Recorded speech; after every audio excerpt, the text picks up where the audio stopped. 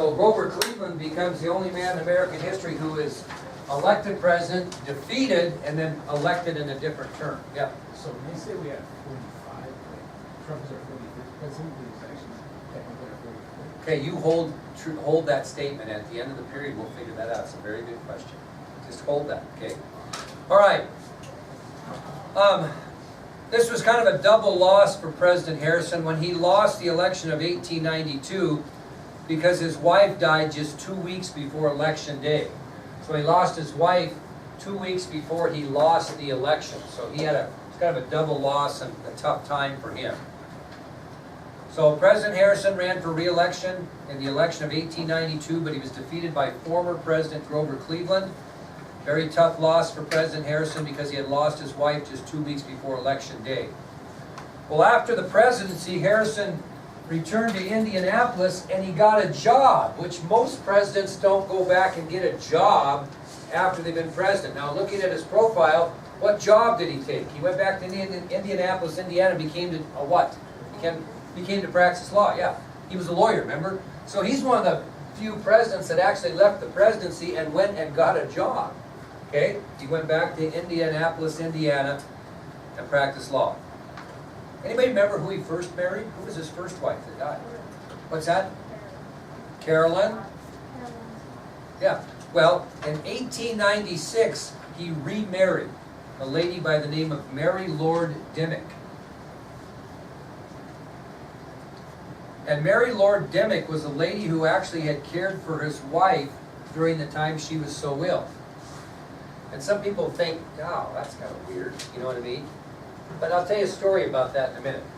So in 1896, Benjamin Harrison remarried Mary Lord Dimmick, who was a lady who had actually cared for his first wife during her illness prior to her death.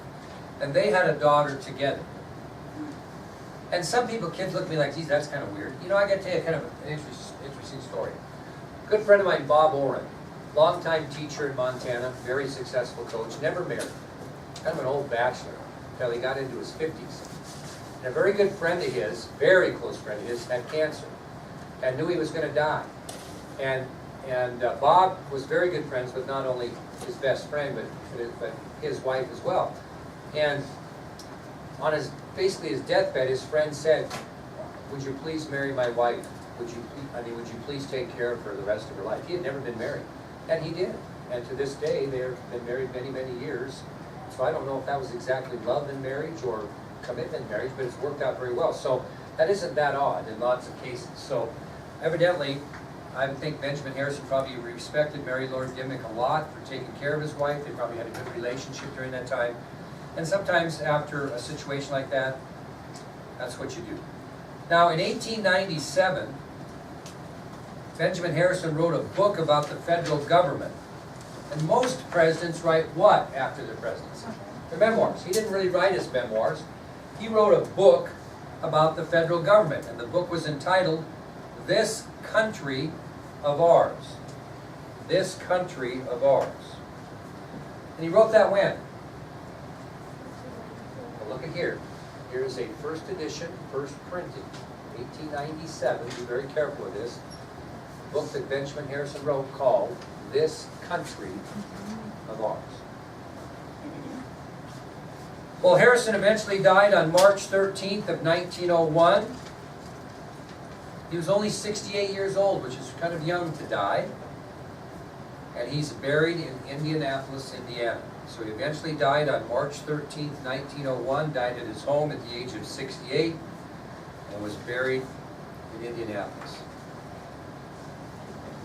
Now, I told you a few things, remember, about President Rutherford B. Hayes and some things that happened when he was president. So I'll tell you some kind of interesting things, important notes about Benjamin Harrison. He was actually the first president of the United States that ever came from Indiana. First president of the United States ever to hail from Indiana.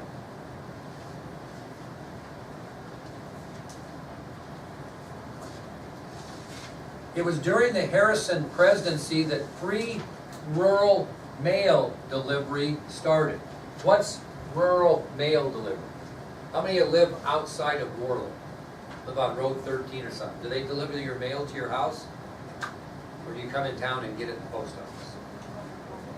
Well, but you have mail delivered at your house outside of town. That's rural mail delivery. It was during President Harrison's term that began in our country, where people would bring your mail to you if you lived in rural America. President Harrison also had the first peacetime billion-dollar budget. First peacetime billion-dollar budget. You know what a budget is? Like the school district has a budget. I don't know what it is, but probably the budget of this school district per year might be $8 million, $9 million, that's the budget. Well, a billion-dollar budget is kind of impressive that you accumulated that type of a budget in peacetime. Now, in wartime, is it easy to build up the cost? But in peacetime, that's a pretty big budget of $1 billion. He was the first president to reach a peacetime billion-dollar budget.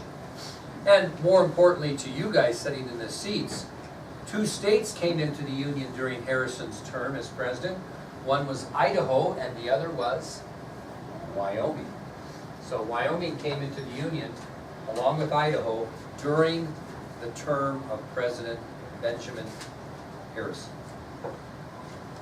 Okay, let's talk about that election of 1892 in which Harrison lost and Grover Cleveland was sort of re-elected.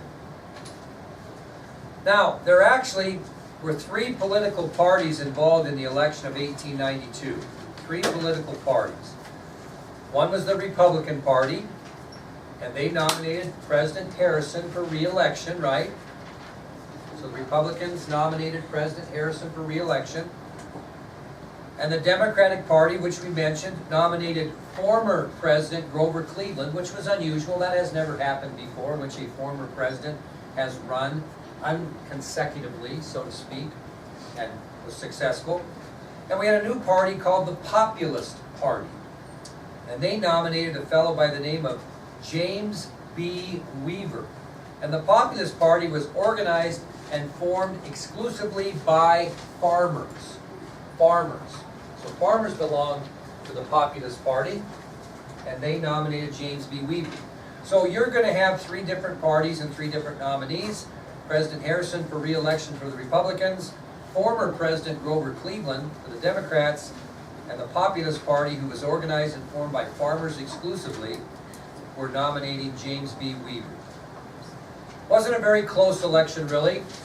Cleveland wins the election. He has 277 electoral votes to that of Harrison's 145. 277 to 145.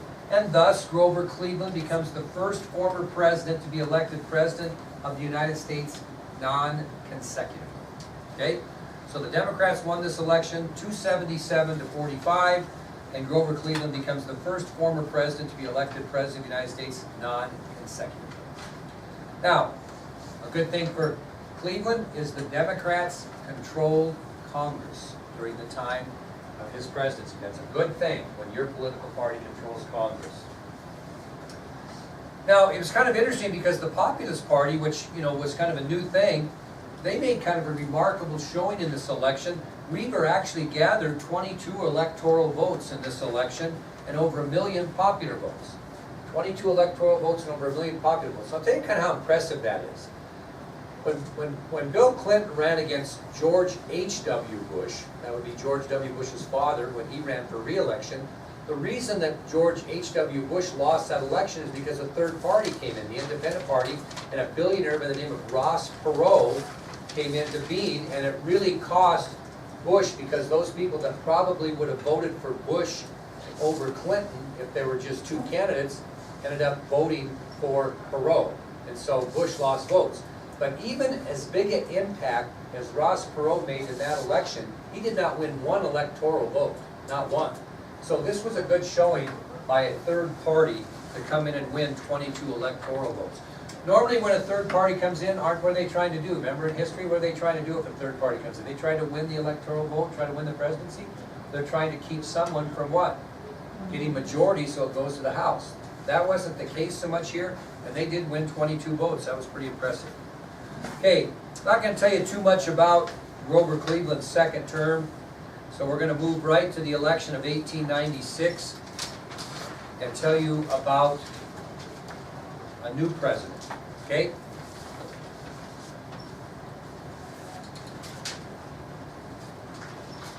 During the election of 1896, the Republican Party chose William McKinley as their candidate for the presidency.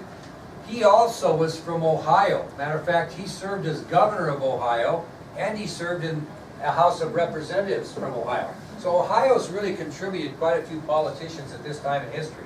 So William McKinley, the Republican candidate for president in 1896, was also from Ohio and served in both the House of Representatives and as governor of Ohio during his political career. And he's going to have a running mate by the name of Garrett Hobart of New Jersey. Why would we tell you about a running mate? Yeah. McKinley's running mate as vice president will be Garrett Hobart of New Jersey.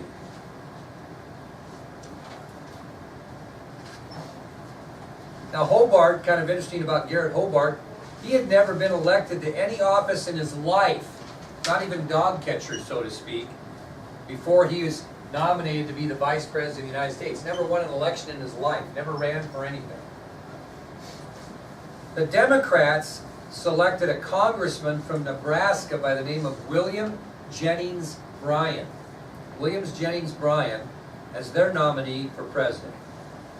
And Bryan was only 36 years old. So if Bryan would have won this nomination and would have won the presidency, he would have gone down in history as the youngest man ever to be elected president. Unfortunately, he's not going to win. He's only 36. That's incredible. That's barely the minimum to be able to run for president. So at the time of his nomination, Bryan was only 36 years old. And his running mate for the vice presidency will be Arthur Sewell of Maine. Arthur Sewell of Maine. So in this election of 1896, you're going to have William McKinley for president and Garrett Hobart for vice president on the Republican ticket. On the Democratic side, you're going to have William Jennings Bryan for president and Arthur Sewell as vice president. Populist Party also got into this one. And it was kind of an interesting deal. Guess who they nominated for president? The Populist Party. Anybody want to guess? Well, that's a good guess. Actually, Tom Watson was the vice presidential choice by the Populist Party, but they actually nominated William Jennings Bryan also for the presidency. So he's going to run on two tickets.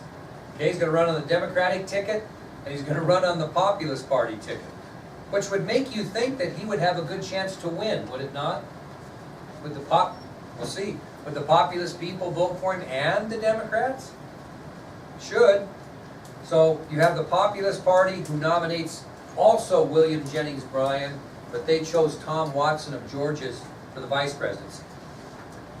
Now when the smoke cleared, surprisingly, McKinley won. 271 electoral votes to 176. And as a result, William McKinley becomes the nation's 25th president. So when the smoke cleared, McKinley had collected 271 electoral votes compared to Bryan's 176, become the nation's 25th president. The Populist Party fizzled and went away after the election of 1896. Okay, now let's get back to Morgan's question. 1, 2, 3, 4, 5, 6, 7, 8, 9, 10, 11, 12, 13, 14, 15, 16, 17, 18, 19, 20, 21, 22, 23, 24, 25. 26, 27, 28, 29, 30, 31, 32, 33, 34, 35, 36, 37, 38, 39, 40, 41, 42, 43, 44, 45. Is Trump the 45th president? Think about it. He is the 45th president. So what have they done here? They have counted Grover Cleveland twice. So McKinley is indeed the 25th president. Okay? That people get screwed up on that because he really was. He was president, not president, and president. So he actually was the 24th and the 22nd president. Okay? So clear up your question. Good question. Okay, let's move on then to trouble in Cuba. Trouble in Cuba. going to lead to what, though? You know, what's this trouble in Cuba going to lead to? Cuban Missile Crisis? What's that? Cuban Missile Crisis? Well, no, that'll be later. Hey, that's good though, because it'll come about. It's very ironic, the difference between the Cuban Missile Crisis and this. Very good though. Keep that in mind. We'll talk about trouble in Cuba. Are we in the Cuban Missile Crisis? Were we Cuban fans? Did the United States like Cuba in the Cuban Missile Crisis? No. Absolutely not. Okay, keep that in mind. Trouble in Cuba. Now, remember how much land Spain used to have in the New World? Back in the old days, we talked about early. Well, I didn't get that much into it this class as we started later. But of all that land that the once mighty Spaniards had in the New World, the only thing they really had left over at this time in history were Cuba and Puerto Rico. Those are really their only two possessions in around 1900. Okay, it was Cuba and Puerto Rico. Well, way back in 1868, just shortly after our own Civil War, they had a violent revolution in Cuba, and it took Spain 10 years to crush the uprising. So in 1868, the people of Cuba were tired of what? Spanish rule. And so they had a revolution, an uprising. Okay? Kind of like the American Revolution in a way. And it took Spain 10 years, from 1868 to 1878, to crush or beat down that Cuban uprising so they could still gain control of that country. Well, that didn't go over real well. Cubans were treated very poorly. They were paid starvation wages by extremely wealthy landowners. The economic crisis was a mess. Spain didn't solve any of those economic problems, and that would be from 1878 to 1895. And in 1895, the Spanish people got tired of it again, and the Cuban people got tired of it again, and what did they do? Revolted again. So they had a revolt in 1868. That thing lasted 10 years before Spain was able to crush that revolt. Then from 1878 to 1895, conditions were so poor in Cuba that in 1895 they chose to revolt again. Well, the Spaniards responded very savagely. They put Cubans into concentration camps, treated them very poorly. Large areas of Cuba were reduced to ruin. Starvation and disease was plaguing the area, to the point where people began to what? Feel sorry for them. Okay? So after the second revolt, Spain was very well prepared. It didn't take them any 10 years to crush that revolt. It took them a very short period of time, and the Cubans were treated even worse. They were put in concentration camps. Cuba looked like it was a country in ruins. They were starving, disease-plagued. And as months passed, Americans started to feel sorry for Cuba because they remembered what? What they remember back in 1776? Their own struggle with the way they were treated by Britain. So Emily brings up a good point. America had sympathy for Cuba at this time, felt sorry for them. Not the case during the Cuban Missile Crisis in the 60s. It's ironic. We have had very poor relations with Cuba, but a little bit before and after the Cuban Missile Crisis to this day today. Our baseball team went over and played, President Obama went over when they played these baseball games in Cuba about a year or so ago and got crucified for setting foot on Cuban soil. We have had a no-trade clause with that country since the 60s. But ironically, at this time in history, Americans were sympathetic of Cuba, recalling their own struggle during the American Revolution. Now the media got involved, and 2 American newspapers really sympathized with the Cubans and wrote favorable articles all the time about how we should be supporting Cuba's cause. One was the New York Journal, and the other one was the New York World. They were 2 major media newspapers in the United States that became very, very sympathetic to Cubans and the way they are being treated. And their articles in those papers insinuated that America should stand up and help those poor people in Cuba. A lot of people in this country thought it was our moral responsibility to restore order in Cuba and give those people freedom that they deserve. And to do that, how are we going to restore order in Cuba if we're the United States? How are we going to do that? We're going to have to do what? Go to war. We're going to have to go in there with troops and restore order, okay?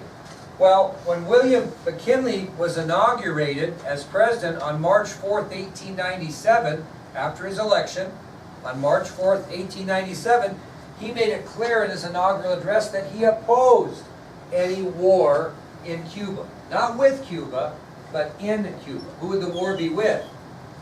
Spain, okay? So, on March 4th, 1897, during his inaugural address, it was real clear that William McKinley opposed war with Spain in Cuba. Well, as time passed, by February 9th of 1898,